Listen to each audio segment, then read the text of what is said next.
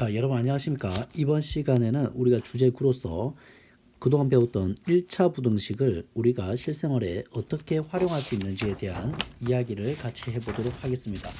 자, 활용 문제를 푸는 절차는 거의 정해져 있어요. 다음과 같은 단계를 통해서 문제를 풀면 되는데요. 일단 문제 상황을 꼼꼼하게 잘 읽어야 되겠죠. 그래서 문제의 뜻을 파악한 후에 구하고자 하는 것을 뭘로 둔다?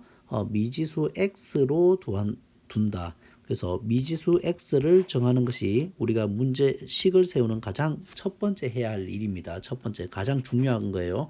미지수 x를 잘못 세워버리면 문제가 다 꼬이게 돼버려요. 그래서 문제 상황을 잘 파악하고 구하려는 것을 미지수 x로 잘 만들자가 첫 번째입니다. 자, 그 다음에 두 번째. 그러면 이제 문제 상황에 맞게 수량의 대소관계를 우리가 잘 찾아서 1차 부등식을 잘 세우면 되고요. 그 다음에 부등식을 세웠으면 이제 그 1차 부등식을 세우고 그러면 풀어야 되겠죠. 푸른 다음에 문제 상황에 맞게 답을 우리가 확인하면 되는 형식입니다. 그래서 가장 중요한 미지수 세우기만 잘하고 나면 자동으로 식이 세워지고, 식을 세우고 나면 우리가 알고 있는 지식으로 문제를 풀고 문제 상황에 맞게 답을 확인해 주면 되겠습니다. 예를 하나 간단한 걸 통해서 들어보도록 하죠. 자, 보면 어떤 정수의 3배에 어떤 정수의 3배에 15를 더한 수는 72보다 크다고 한다. 어떤 정수의 3배에 15를 더한 수와 72를 비교하는 건데, 자, 이와 같은 정수 중에서 가장 작은 수를 구하여라. 이 가장 작은 수를 x라고 하면 그 어떤 정수 x가 어떤 정수를 x로 두는 것과 같은 상황이 되는 거죠. 그래서 그 어떤 정수, 가장 작은 수 x라는 어떤 정수에 얘를 몇 배를 하고 3배를 하고 거기다 얼마를 더한 건 15를 더한 것과 뭐를 비교하는 거예요? 72를 비교하는 거잖아요. 그래서 어떻게 돼야 돼요? 커야 된다고 했어요. 이렇게 해서 우리가 첫 번째 미지수를 정하고, 두 번째 뭘 한 거예요? 부등식 세우기죠. 식 세우기를 했으면 그 다음 먼저 뭘 해야 돼요? 풀면 되겠죠. 푸는 것을 우리가 배운 방법대로 3x 등식의 성질을 이용하면, 자, 넘어가서 마이너스 15에서 넘어가니까 얼마입니까? 57이 되는 것을 알 수 있네요. 그래서 x는 3으로 나오면 3, 1은 3, 3, 9, 27이 되고 x는 19보다 커야 되죠. 그래서 가장 작은 정수는 따라서 마지막으로 답은 뭐가 됩니까? 부등식 풀기를 했어요. 식 세우기 했고 풀이를 한 다음에 네 번째 확인하기. 마지막으로 그래서 정수를 물어봤으니까 가장 작은 정수를 말했으니까 얼마예요? 20이 답이 돼야 되겠네요. 그죠? 그래서 가장 작은 정수는 20이 되겠다. 이런 식으로 구하는 거겠죠. 그죠?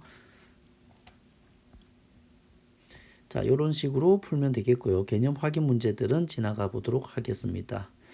자, 여러분들 여러분들이 자, 일반적으로 좀 간단한 문제들은 쉽게 해결할 수 있는데 1차 부등식 활용해서 여러분들이 이 단원을 되게 어려워하는 친구들이 많아요. 특히 학원을 다닌다거나 선행을 하는 애들 중에는 활용이 제일 어려워요라고 말을 하는데, 그 이유가 뭐냐 하면요, 바로 이런 활용해서 좀 더 복잡한 상황들을 제공해줘요. 이럴 때는 소금물에 무엇에 대한 얘기? 소금물의 농도, 이런 농도 개념을 여러분들이 기본적인 기초 지식이 필요한 문제들이 있기 때문이에요. 그 다음에 시간, 속력, 거리 이런 것들 있죠. 그래서 특별히 여러분들이 어려워하는 게 농도기 때문에 농도를 우리가 이 단원에서 한번 조금 정리를 하고 갈 필요가 있어요. 여러분들 다 약할 거라고 생각을 해요. 자, 우리가 농도라고 하는 것은 진한 정도잖아요. 어떤 농도가 진하다는 게 우리가 직관적으로 이해를 해봅시다. 자, 어떤 물에 설탕을 어떤 물에 소금을 넣는다고 해볼게요. 어떤 물에 소금을 많이 넣으면 많이 넣을수록 농도, 즉 진한 정도는 어떻게 됩니까? 더 커지겠죠. 농도는 어떤 예를 들어 소금물이라면 소금물에 소금이 많이 들어있으면 많이 들을수록 진하잖아요. 그게 농도가 관련된 거잖아요. 농도는 그러니까 소금에 비례하겠죠. 그 물에 담겨 있는 소금에 비례하겠죠. 그래서 직관적으로 농도가 뭐냐라고 물어본다면 바로 가봅시다. 농도가 소금물에 대해서 얘기를 할게요. 농도는 어떤 소금물이 있겠죠. 어떤 소금물이 있을 거예요. 소금물. 어떤 소금물 100g 있을 때 그 안에 소금이 많이 들어있으면 많이 들어있을수록 농도가 진해지니까 바로 소금이 많으면 많을수록 농도는 진해지니까 이런 소금과 농도는 서로 비례하는 관계에 있어야 되겠죠. 그래서 농도라고 하는 것은 직관적으로 소금물분의 소금이라고 생각하면 돼요. 선생님 제가 알고 있는 공식과 조금 다른데요 라고 말하는 친구가 있을 거예요. 그것은 왜 그러냐면 자 여러분들 좀 이거 의미를 다르게 해석해야 돼요. 자 농도라고 하는 것은 보통 단위가 퍼센트 단위를 써요. 퍼센트 단위를 써요. 퍼센트 단위를 써요. 그래서 예를 들어서 퍼센트 단위를 쓰기 전에 농도라고 하는 것은 이렇게 말해도 돼요. 여러분들 예를 들어서 소금물 100g에 소금이 50g 들어있으면 농도는 100분의 50에서 뭐예요? 0.5입니까? 이렇게 말해도 돼요. 이거 맞아요. 이거 오케이. 이렇게 맞다라는 거예요. 그런데 우리는 상식적으로 농도라고 하면은 여러분들 선생님 50%예요 라고 쓰지 0.5라고 일상생활에서는 잘 안 쓰죠. 수학에서는 이게 더 익숙하지만 0.5가 더 익숙해요 사실은. 근데 퍼센트를 많이 일상생활에서 쓴단 말이에요. 그래서 여러분들이 농도를 퍼센트 단위로 셌기 때문에 여기다가 퍼센트 단위를 넣기 위해서 곱하기 100이 추가된 거라고 여러분들은 이해하셔야 돼요. 그래서 식이 좀 복잡한 것처럼 보여요. 사실은 농도는 소금물분의 소금이에요. 소금물 안에 소금이 얼마나 들어있냐. 아주 단순한 개념이라는 거죠. 근데 우리가 보기 좋게 하려고 퍼센트 단위를 써요. 그렇기 때문에 100을 곱해줘야 돼요. 그래서 여기서도 뭐예요? 농도라고 하는 것은 0.5라고 우리는 써도 농도지만 여기다가 얼마를 해서 퍼센트 단위로 바꾸는 거예요. 퍼센트 단위로 바꾸면 어떻게 됩니까? 여기다 곱하기 얼마가 돼야 돼요? 자 이렇게 정리할까요? 여기다가 퍼센트 단위로 쓴다라고 하면 곱하기 100이 자 지저분하니까 옆으로 조금 옆으로 밀어 봅시다. 뭐가 되는 거예요? 곱하기 100이 돼야 돼요. 즉 곱하기 100이 돼야 돼요. 그래서 여러분들은 뭘로 알고 있습니까? 50%라고 알고 있는 거죠. 하지만 여러분들은 퍼센트를 뗀 0.5도 농도라고 하는 사실을 꼭 기억하셔야 돼요. 퍼센트를 뗀 농도, 얘는 퍼센트를 붙인 농도예요. 둘 다 농도예요. 실제 계산에서는 뭘 쓰냐? 얘가 수학에서는 얘를 더 많이 써요. 수학에서는 얘가 퍼센트를 뗀 농도예요. 퍼센트를 뗀 농도, 얘는 퍼센트를 붙인 농도라고 생각하시면 돼요. 그냥 보기 좋게 하려면 퍼센트를 곱하기 100을 해서 퍼센트를 붙이고요. 우리가 계산을 할 때 어떤 식에서 계산을 할 때는 퍼센트라고 하는 것이 들어가면 안 돼요. 그래서 100으로 나눠서 0.5로 계산을 하는 거예요. 그래서 이상한 계산이 나오는 거예요. 50에다가 뭐 100을 나눠가지고 이렇게 하는 게 나오는 거예요. 사실은 이 0.5죠. 원래 이게 시작이에요. 그래서 여러분들이 처음부터 안 헷갈리려면 다시 한번 정리해 줄게요. 농도라고 하는 것은 그냥 소금물분의 소금이에요. 농도라고 하는 것은 소금물분의 소금이에요. 뭐라고요? 농도라고 하는 것은 소금물분의 소금이에요. 그런데 우리가 뭘 붙이게 보기 좋게 퍼센트를 붙일 때 100이 곱해지는 것 뿐이에요. 그래서 소금물 100g에 소금이 50g 있다면 농도는 뭔 거예요 원래? 그냥 100분의 50, 즉 얼마예요? 0.5인 거예요. 그런데 여기다가 우리가 퍼센트를 붙여서 표기하고 싶으면 곱하기 100을 해서 50%라고 쓰는 거예요. 이해됩니까? 이것을 이해하고 있어야 여러분들이 안 헷갈리는 거다. 알겠죠? 그래서 그렇게 이해해 주시길 바라겠습니다. 그리고 우리는 실제 상황에서는 또 두 번째로 어려운 게 뭐냐면 이 문제를 어렵게 느끼는 이유가 뭐냐면 여러분들이 농도 계산을 열심히 농도 공식을 열심히 외웠는데 실제로는 문제 상황에서는 소금의 공식을 더 많이 사용해요. 소금을 가지고 식 세우기를 하는 경우가 많아요. 이걸로 식 세우기를 많이 한다. 그러면 소금을 남겨도 다 넘겨볼까요? 자, 그럼 복사해서 선생님 가져와 볼게요. 소금을 더 많이 사용하니까. 자, 가져왔어요. 자, 여기서 소금만 남기고 다 넘겨줘 보자. 소금만 남기고 다 넘겨줘 볼게요. 좀, 자, 이렇게 해서 소금만 남기고 다 넘겨줘 보자. 소금만 남기고, 자, 얘는 곱하기니까 나누기로 넘어가겠죠? 자, 얘는 곱하기니까 나누기로 넘어갈 거고, 소금물은 분모했으니까 분자로 넘어가겠죠? 그래서 소금만 남겠죠? 소금만 이렇게 남는 상황이에요. 그죠? 그래서 이 식을 잘 예쁘게 정리하면 뭐가 됩니까? 소금이라고 하는 것은 자, 무엇에서? 소금물에서 100분의 농도, 즉 소금물에서 뭐를 곱하는 거예요? 100분의 농도를 곱하는 거예요. 즉 100분의 농도라고 하는 것은 다시 말하면 위에서 0.5와 같이 그냥 농도라고 해도 돼요. 뭘 뗀? 퍼센트를 뗀 농도를 곱하는 거예요. 되겠습니까? 즉 소금이라고 하는 것은 소금물에다가 퍼센트를 뗀 농도를 곱하면은 나오는 공식이다. 되겠습니까?